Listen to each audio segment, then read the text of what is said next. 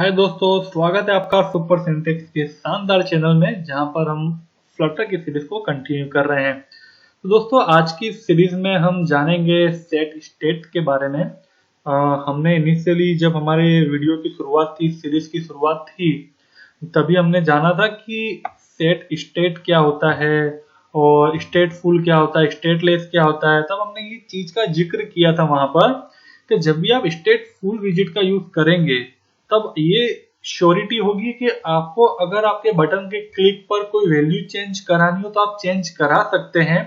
But stateless में आप ऐसा नहीं कर सकते, क्योंकि स्टेटलेस का जब भी आप यूज करोगे तब क्या होगा, आप सेट स्टेट का यूज नहीं कर पाओगे।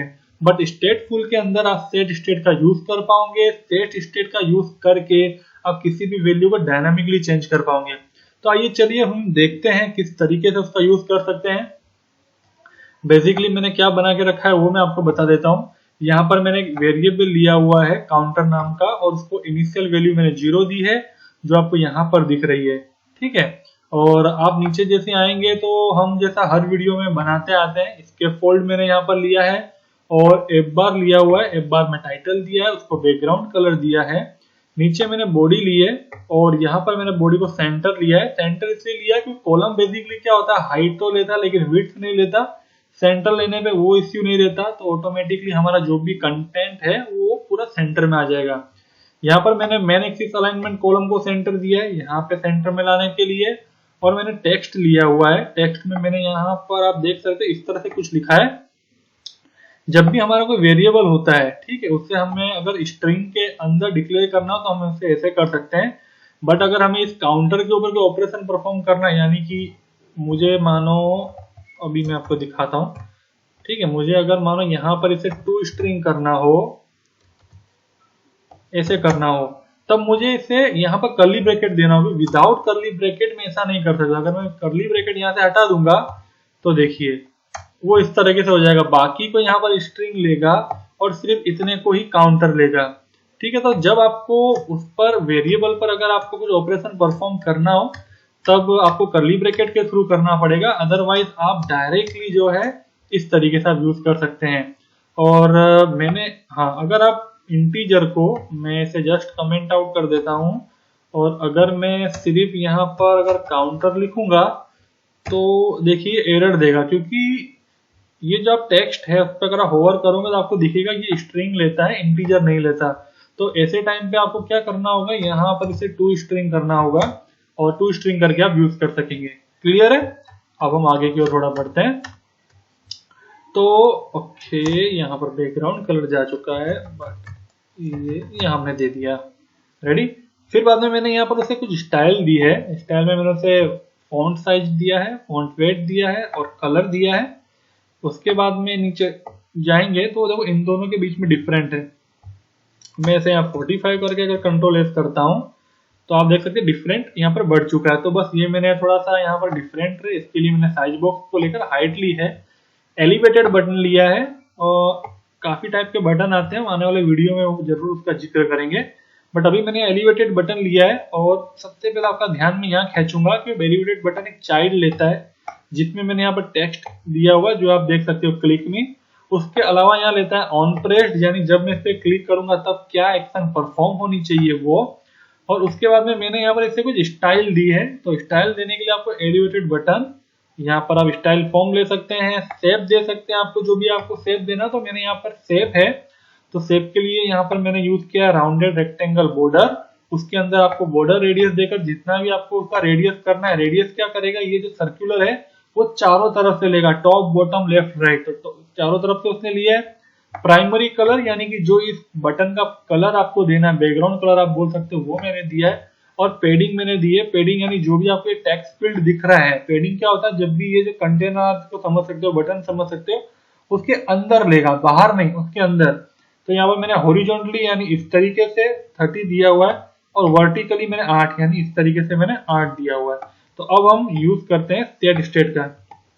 अब मानो मैं चाहता हूं कि जब भी मैं क्लिक पर क्लिक करूं, ठीक है, क्लिक मी पे यहाँ पर मैं क्लिक करूं, इसकी वैल्यू चेंज होनी चाहिए।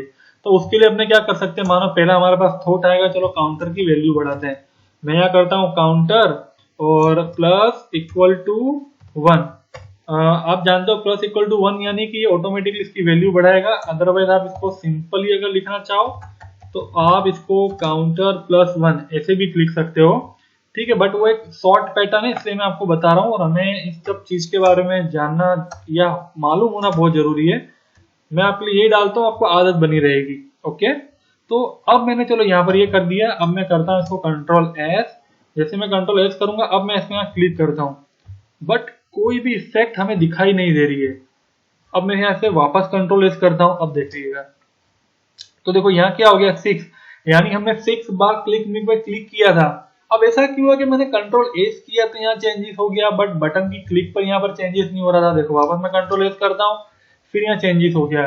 बेसिकली क्या हो रहा है, जब मैं कंट्रोल एस कर रहा हूँ तो ये पूरा का पूरा बिल्ड मेथड है, पूरी की पूरी बिल्ड मेथड है, वो फिर से बन रही है। तो जब वो बनते बनते यहाँ पर आती है, नीचे आती है बनते बनते, ठीक है, यहाँ देखो बनते बनते अगर वो यहाँ पर आती है, जब तक काउंट की वैल्यू क्या हो चुकी होती है, बढ़ चुकी होती है, इसके कारण आपको यहाँ पर चेंजेस दिखाई देता है। बट हमको ऐसा नहीं करना, हमको कंट्रोल एस करके चेंजेस नहीं करना है, हमको जैसे ही बटन पे क्लिक करे वैसे ही चेंजेस चाहिए। तो ऐसे सिनेरियो में आपको क्या करना होगा, आपको यूज करना होगा सेट स्टेट का। ठीक है, देखिए आपके पास में आ गया, आपको यहाँ पर इसे करना है कंट्रोल वी। अब मैं इसको यहाँ कंट्रोल एस करता हूँ। अब मैं जैसे ही यहाँ क्लिक करूंगा 9, 10, 11, 12, अब ऑटोमेटिकली चेंजेस हो रहा है। तो सेट स्टेट बेसिकली क्या कर रहा है, जैसे ही आप यहाँ बटन पे क्लिक करोगे वैसे ही ये पूरा का पूरा जो ये बिल्ड मेथड है वो फिर से बिल्ड हो रही है।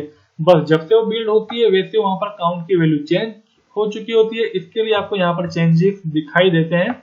यही काम है सेट स्टेट का, यानी आप जब भी किसी भी चीज को डायनामिकली चेंज करना चाहते हो किसी भी क्लिक पर, तब आपको जिस भी वेरिएबल की जो भी वैल्यू चेंज करनी है वो या तो आप सेट स्टेट के ऊपर, या तो आप यहाँ पर रख सकते हो, इसके ऊपर भी आप रख सकते हो, या तो इसके अंदर।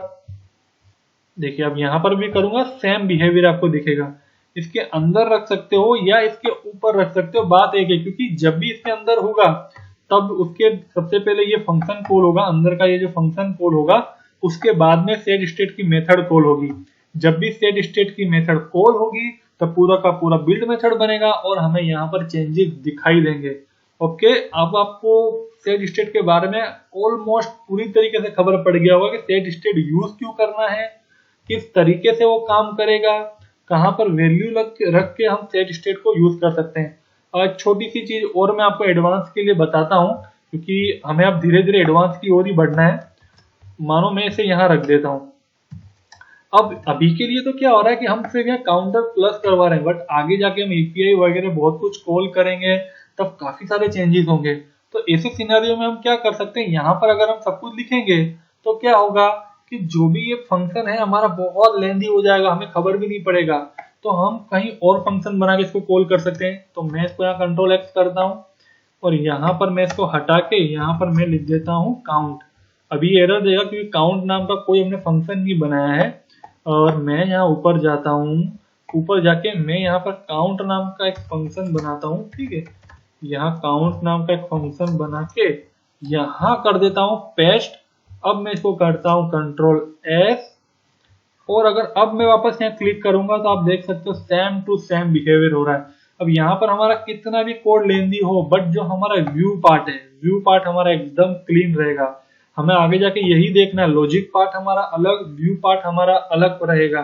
ठीक है, तो इस तरीके से दोस्तों आप सेट स्टेट का यूज कर सकते हो, और सेट स्टेट का यूज करके आप डायनामिकली काफी कुछ चेंजेस कर सकते हो। मैंने आपको इतना ही सिखाया, बट अब आपको अपने रिस्क से एक्सपेरिमेंट करना है। कहीं भी अटको आप कमेंट कर सकते हो, आपको 110% आपका रिप्लाई मिलेगा, या नेक्स्ट वीडियो में हम आपको उसको सुझाव जरूर देंगे। शेयर सब्सक्राइब करना बिल्कुल मत भूलिएगा, हमारे साथ बने रहिएगा, और हाँ please please please keep practising.